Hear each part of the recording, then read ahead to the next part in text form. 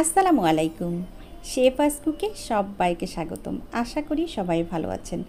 আজ আমি আপনাদের সাথে শেয়ার করছি শরবতে মহব্বত।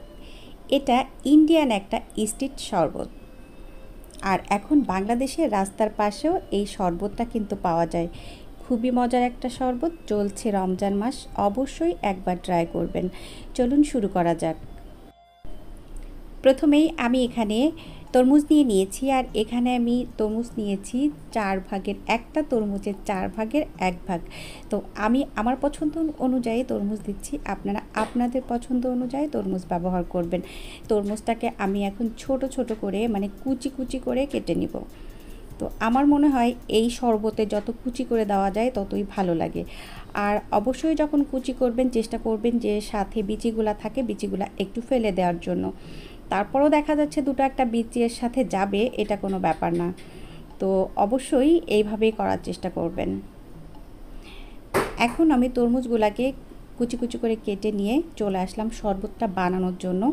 একটা বোল নিয়ে নিয়েছি, আর বোলের মধ্যে এখন দিয়ে দিচ্ছি আগে থেকে জাল করা হচ্ছে গরুর দুধ। আর এখানে 1 লিটার গরুর দুধ আছে। আর দুধটা আমি যখন জাল করেছি তখন এর সাথে আমি 1/3 কাপ পরিমাণ গুঁড়া দুধ দিয়ে জাল করে নিয়েছি, আর সাথে চিনিও দিয়েছি। আর এই দুধটা কিন্তু অবশ্যই ঘন হতে হবে, কারণ এর সাথে যখন আমি সব কিছু মিশাবো তখন কিন্তু এটা পাতলা হয়ে যাবে। এখন দিয়ে দিচ্ছি 1/3 কাপ পরিমাণ রোজ সিরাপ দিয়ে ভালো করে মিশিয়ে নিচ্ছি। আর এখন আমি মিশিয়ে নিচ্ছি। আমার কাছে এই পর্যায়ে মনে হচ্ছে যে আসলে এটা ঠিক আছে। তো যদি পরে মনে হয় কম হয়েছে তখন আমি কিন্তু আরও একটু দিব। তো মেশানো হয়ে গিয়েছে। এখন এর সাথে অ্যাড করে দিচ্ছি আমি আইস কিউব। তো আপনারা চাইলে কিন্তু এখানে বরফকে কুচি করেও ব্যবহার করতে পারেন। আমার কাছে বরফ কুচি ছিল না, আইস কিউব ছিল, সেজন্য আমি এগুলোই ব্যবহার করেছি। আর এই শরবতটা কিন্তু ঠান্ডা ঠান্ডায় বেশি ভালো লাগে, তাই অবশ্যই এখানে বরফ ব্যবহার করবেন। এখন একটু মিশিয়ে নিচ্ছি, আর যে তরমুজগুলা রেখেছি এখন সেই তরমুজগুলা দিয়ে দিচ্ছি। তো তরমুজগুলা দিয়ে আমি আবারও একটু মিশিয়ে নিব।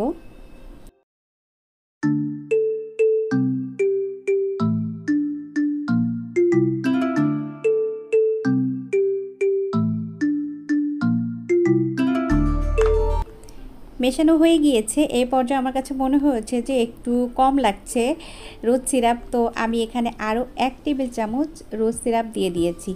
দিয়ে এখন আমি ভালো করে আবারও একটু মিশিয়ে নিচ্ছি। এই পর্যায়ে কিন্তু অলমোস্ট আমার শরবতটা তৈরি হয়ে গিয়েছে। এখন আমি সার্ভ করে দিচ্ছি।